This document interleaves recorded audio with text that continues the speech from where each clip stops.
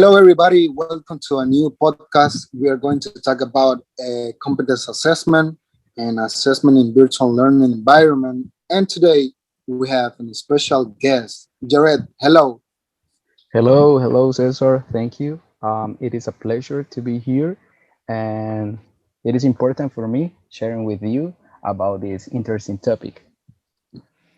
Welcome, Jared. I have some questions for you. The first one is, what do you think about competence assessment? Competence assessment. I can start defining competence. For me, competences are factors that evaluate the skills, the knowledge, and the attitude that the students possess. And this point it is important because here we can evaluate uh, all these previous knowledge that the students have. Of course, Jared. I consider this as a tool.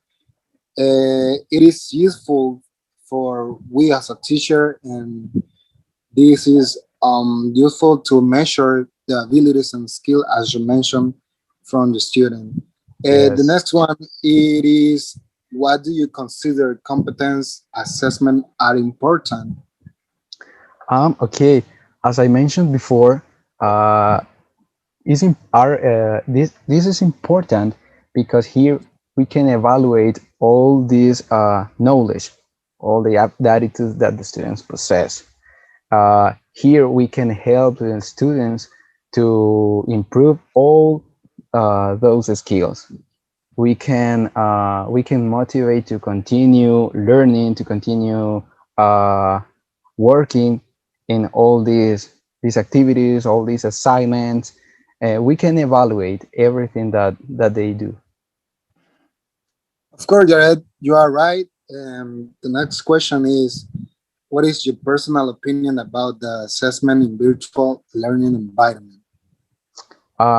As we know, nowadays we live in a virtual learning environment, right? And for me, this is a new way. This is a platform. It is a social space, uh, and at the same time, another way to transmit knowledge throughout the internet. We can use our computer, our cell phone, and as teachers and as students, we have to adapt to all these changes and continue working in our online classes. Yeah, well done, Jared. As you mentioned, we are in a technological world, sorry, Yes, and nowadays it is important because everybody knows about the lockdown and the COVID-19 yes, of was a course. problem, but we solved that problem by the computers, by some apps as Zoom and Microsoft Teams and stuff like that. Yes. My opinion. That's my opinion. And then we are going to mention about advantage and disadvantage. Of course, uh, as we know, there are some advantages. For instance, being at home, the students can take classes in a more comfortable way, right?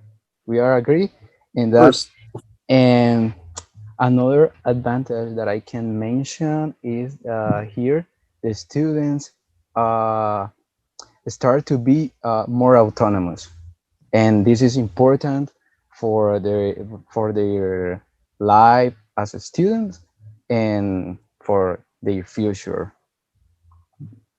because they can learn in a best way. I think they are autonomous, the Yes, of same course. that think.